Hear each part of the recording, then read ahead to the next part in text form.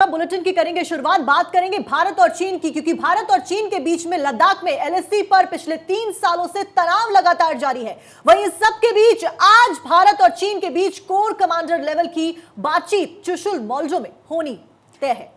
Media report के मुताबिक इस बातचीत में भारत टकराव वाली जगहों से चीनी सैनिकों को जल्द पीछे हटाने पर जोर दे सकता है। ये बड़ी खबर है। जाहिर है कि दोनों देशों के बीच तनाव कम करने के लिए कोर कमांडर स्तर के 19वें दौर की बातचीत 4 महीने बाद हो रही है। हालांकि पिछली बार की अगर हम बातचीत की बात करें तो कोई ठोस नतीजा नहीं निकला था। दरअसल लद्दाख के पूर्वी इलाके में कुछ जगहों पर भारत और चीन के सैनिकों के बीच पिछले 3 साल से ज्यादा वक्त से गतिरोध जारी है। साक्षी, हालांकि देखिए, दोनों तरफ से राजनयिक और सैन्य बातचीतों के बाद कई क्षेत्रों से सैनिकों को पीछे भी हटा लिया गया है। जानकारी के अनुसार 19वें दौर की इस बातचीत में भारत चीन से टकराव वाले बाकी इलाकों से भी अपने सैनिकों को पीछे हटाने की मांग करेगा। अब ऐसे में देखना यह होगा कि यह बातचीत कितनी ज्यादा सफल साबित होती है और क्या निष्कर्ष इस 19वें दौर की कोर कमांडर लेवल की जो बातचीत होनी है आज, उसमें निकाला जाता है। तो भारत चीन में आज लद्दाख में एलएसी पर लाइन ऑफ एक्चुअल कंट्रोल पर यह बातचीत होनी है। पिछले 3 सालों से जो तनाव जारी है, गलवान घाटी में जो कुछ हुआ, उसके बाद जो कुछ भी हुआ, चाहे वो चीन की विस्तारवादी नीति हो या जो भी दावे हो, उसके बाद आज क्या निष्कर्ष निकाला जाता है, यह देखने वाली बात होगी प्रिया आज इस बातचीत में। बिल्कुल, क्या निकलेगा और क्या अब संवाद से समाधान निकलेगा, ये एक अहम सवाल है। इस वक्त 2 खास मेहमान हमारे साथ जुड़ गए हैं। उत्तम कुमार देवनाथ डिफेंस एक्सपर्ट के तौर पर हमारे साथ मौजूद है। देवनाथ सर, बहुत स्वागत आपका। इसके अलावा हमारे साथ रोबिंदर सचदेव भी इस वक्त जुड़ गए हैं डिफेंस एक्सपर्ट के तौर पर। सर, मैं आपका भी बहुत स्वागत करती हूँ। सबसे पहले सचदेव सर, मैं आपके पास ही आना चाहूंगी। 19वें दौर की बातचीत, इससे पहले 4 महीने पहले अप्रैल में 18वें दौर की बातचीत हुई थी। कुछ नतीजा अभी तक निकलकर सामने नहीं आया है। आप आज की इस मीटिंग को लेकर क्या सोच रहे हैं, किन नजरों से आप इसे देख रहे हैं और कितना इसके सफल होने की उम्मीद आपको? देखिए, आज की ये जो मीटिंग है ये काफी अहम है। दो कारण मेनली। एक ये है कि जो ब्रिक्स की मीटिंग होनी है साउथ अफ्रीका में अगले 10-1 दिन में, वहां पर मोदी जी और शी जिनपिंग होंगे, तो वहां मौका है इन दोनों लीडर्स को बात करने का। उसके अलावा फिर G20 की समिट है भारत में, वहां भी मौका होगा इन दोनों लीडर्स को बात करने का। पॉइंट इसकी, अगर ये मिलिट्री एंगल का जो प्रॉब्लम है ये सॉल्व हो जाता है, तब हमारे पॉलिटिकल लीडर्स आपस में मिलके कोई एक ग्रैंड डील कर सकते हैं। अपॉर्चुनिटी है, चांस है। देखिए, बात यह है कि ये जो चल रहा है हमारे एलएसी पे कमांडर लेवल टॉक से कोई सोल्यूशन थोड़ी है।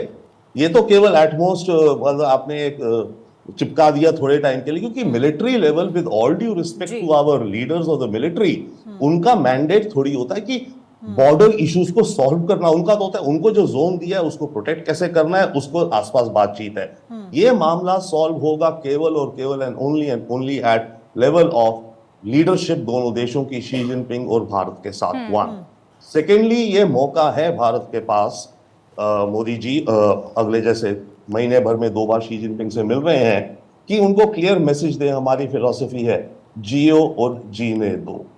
आप अगर हमें जीने नहीं देंगे तो हम तो अपना जो करेंगे, जो हमें करना है, गलवान का एग्जांपल लीजिए, वरना है जियो और जीने दो।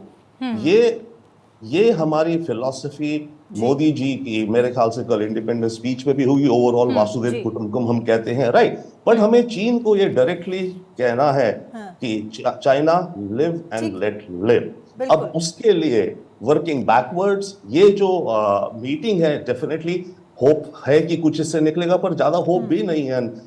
Group commander Devnath will tell much more exactly on this, but honestly I don't have much hope कि इसमें। अच्छा सचदेव जी, क्योंकि आप बता रहे हैं किस तरीके से ये बैठक होगी, हालांकि आप कह रहे हैं कि इसके ऊपर निष्कर्ष ज्यादा कुछ निकलता हुआ नजर नहीं आ रहा है। इस बीच हमारे साथ में डिफेंस एक्सपर्ट उत्तम कुमार देवनाथ जी भी मौजूद है। मैं देवनाथ जी से समझना चाहूंगी कि हम देख रहे हैं कि इस बातचीत से पहले 68,000 सैनिकों की तैनाती एडिशनल वहां पर की गई है, और जिस तरीके से चाइना विस्तारवादी नीति को अपनाता हुआ आया है, भारत ही नहीं अपने दूसरे पड़ोसी देशों को भी वो परेशान करता हुआ आया है, उस बीच कितना हम सोच सकते हैं कि वो अपनी इस नीति को कंट्रोल इस बातचीत के बाद में?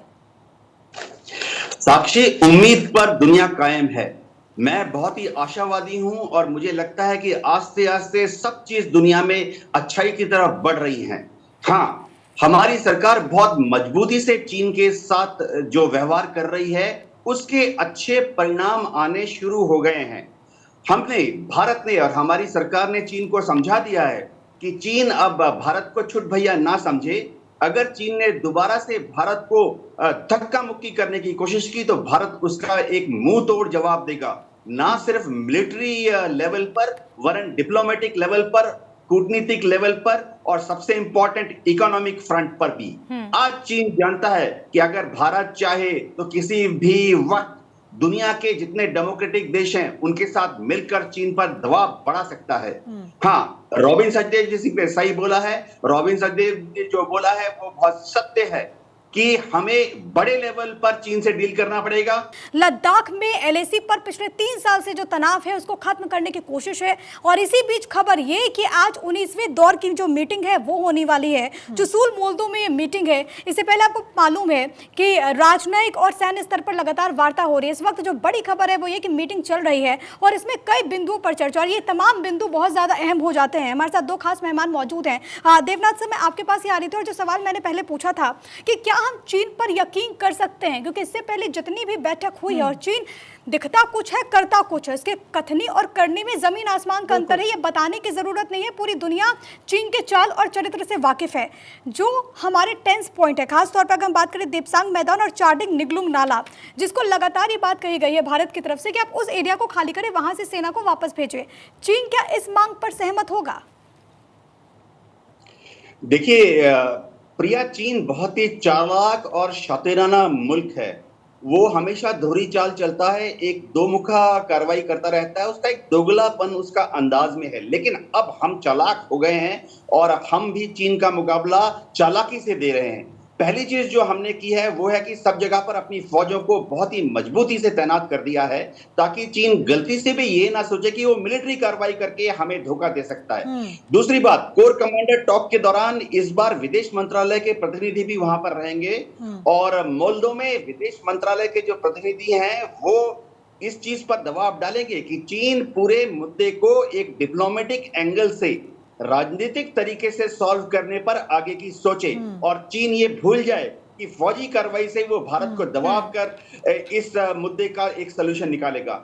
हाँ, हमें चीन से इसलिए भी ज्यादा केयरफुल रहना पड़ेगा क्योंकि चीन बहुत कोशिश कर रहा है कि आने वाले दशकों में चीन दुनिया में लीडर बन जाए, और दुनिया में अगर चीन को लीडर बनना है तो शी जिनपिंग को, बिल्कुल देवनाथ जी, चीन जो है तमाम कोशिशें तो कर रहा है, लेकिन भारत को बिना साथ लिए चीन आगे कैसे बढ़ेगा, ये बड़ा सवाल यहां पर उठता है। सचदेव जी, आपका भी बहुत बहुत शुक्रिया और हमारे साथ में देवनाथ जी, आपका भी शुक्रिया तमाम जानकारी दर्शकों के साथ साझा करने के। फिलहाल 19वें राउंड की जो बैठक है वो चल रही है, क्या कुछ निष्कर्ष निकल कर आता है ये देखने वाली बात होगी।